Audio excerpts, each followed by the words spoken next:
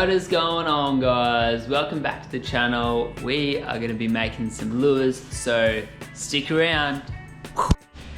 Alright, so we're at the workbench. Got a big old slab of pine wood, and we're going to make something similar to this guy here. So that is the aim.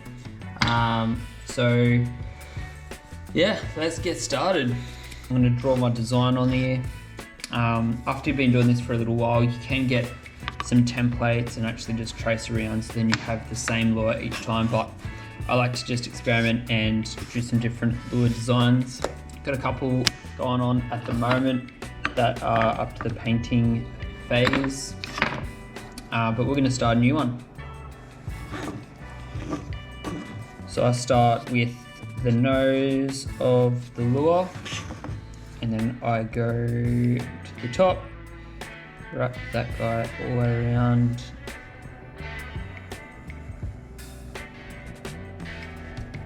and then for his belly, I'm just going to go underneath and a slight curve up to the top there. It's pretty much the way I want it.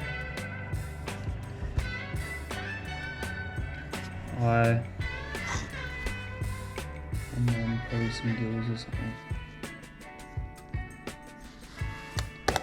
Something like that. Let's jump on the bandsaw and cut it all down to size. So I'm just going to jump on the bandsaw and cut this all down to size. And then we'll get on to the sander and sand it all down.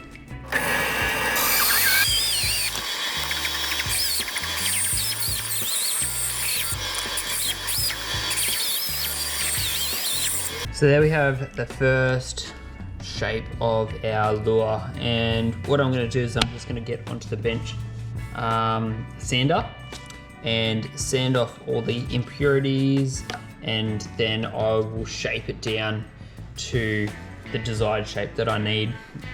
So that's where we're at. Alrighty, here we go.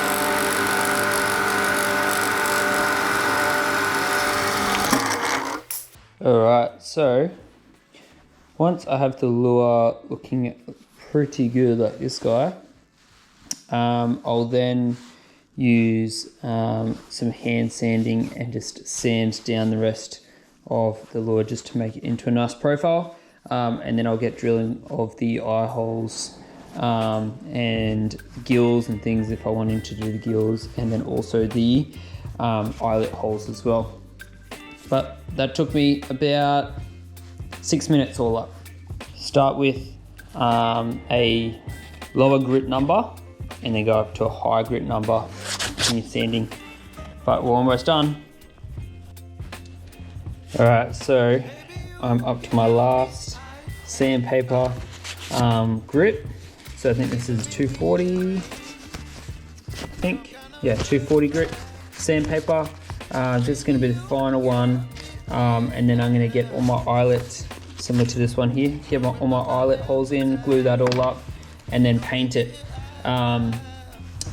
So usually when I'm making lures, I'll do all the cutting and the sanding all in one day, and then I'll spend another separate day doing all the painting. I don't actually have a vacuum in my workshop, so I've got a lot of dust that gets spurted up from the sander, and that affects the paint job. So whenever, and particularly when I'm epoxy resining things, I don't want to ruin the finish by having bits of sawdust flying around. So a hot tip is make sure that if you are making lures, you do all the cutting and sanding in one day, leave a day, and then get into doing the painting and epoxy. But just for today, we'll do it all in the one hit, so I can show you how to make them. And that is just about done. That is just about done. So it's nice and smooth. A few little blemishes here and there, but I'll fix those up before painting. But this is how I make my eyelets and my eye holes. So just with the drill, I'll drill a hole straight through the lure, and then I'll use a I don't even know what you call it, a countersink, to then make the eye hole. Then I'll go in and drill some more holes for the eyelets to go in. So that is where we're at to.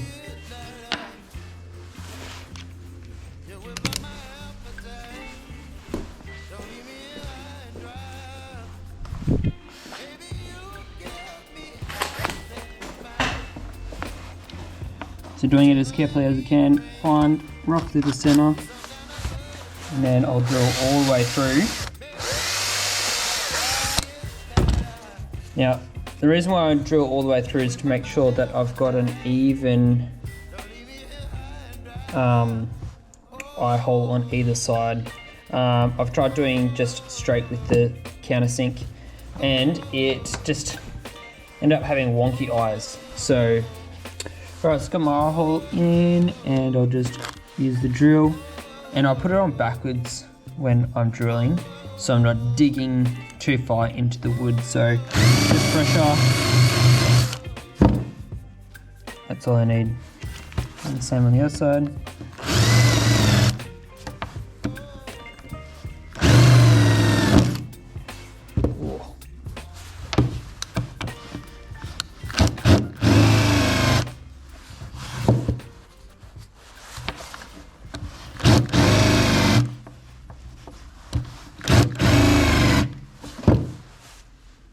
There we go.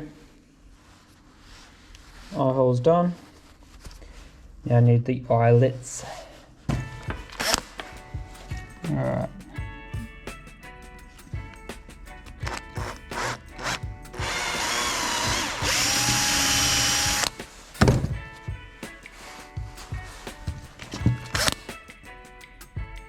And let's do one about here.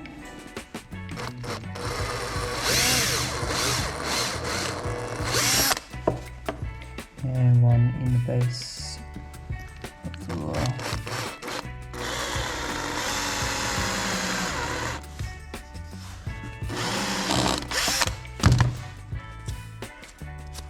Perfect. To make the eyelets, so it's just a bit of wire. I'm not too sure how thick the wire is, to be honest. It might be a 0.5 maybe, 0.5 mil, I'm not sure. Anyway, long nose pliers, bend it around back on itself like that. then you can either use the same long nose pliers or I don't even know what pliers they're called. Long nose pliers, and just clamp off this section. Like so.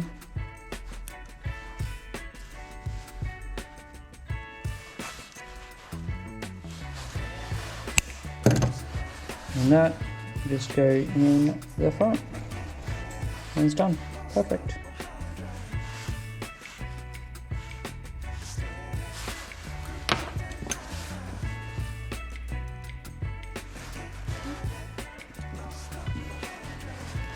I have had some people comment on how strong the lures are, particularly doing the wiring like this. I did a quick strength test video, and it was able to hold up more weight than I actually had. So I think I got 20 or 30, I think it was 30 kilos for each eyelet. So that's the amount of weight that it can withstand, is 30 kilos for each of those eyelet holes. So more than enough for just your general sort of fishing. Some of the bigger guys here that I've got, I'll probably have to actually figure out how long my piece of wire is going to be. I do use 2-part epoxy adhesive to put my eyelets in, and then I also use 2-part epoxy resin to coat the lures, and I do that 3 times. So should be strong enough. Haven't really had an issue yet, but yeah, if I come across an issue, I'll have to change the way I do my eyelets. This one here is just a little bit too long, so just chop that down a tad. That should be nice and snug in there. Nice and snug, good. And then last one.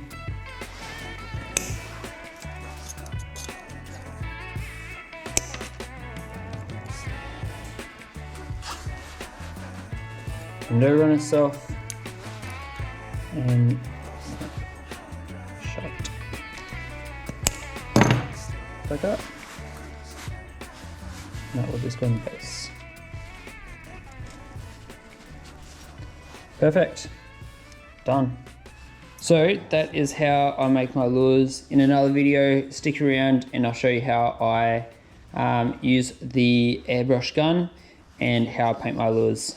So thanks so much guys for watching. Make sure you like and subscribe. Check out more of my videos to find out how I paint and epoxy my lures. But see you in another video. Peace out.